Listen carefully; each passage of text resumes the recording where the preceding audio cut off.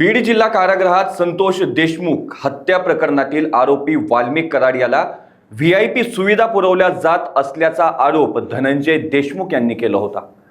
यानंतर राष्ट्रवादी शरद पवार पक्षाच्या खासदार सुप्रिया सुळे यांनी ट्विट करीत मुख्यमंत्र्यांकडे या प्रकरणाची चौकशी करण्याची मागणी देखील केली होती। याची गंभीर दखल घेत कारागृह प्रशासनाच्या दक्षता पथकाने गुरुवारी सकाळीच बीड जिल्हा कारागृहात येत चौकशीला सुरुवात केली आहे।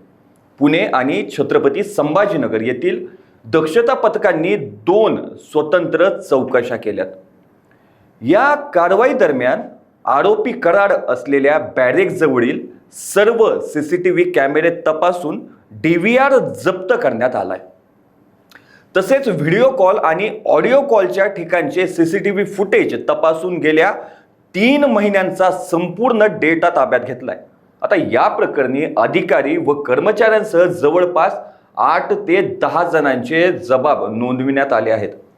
या चौकशीचा सविस्तर अहवाल येत्या 2 दिवसात महासंचालकांकडे सादर केला जाणार असल्याची माहिती सूत्रांनी दिली आहे।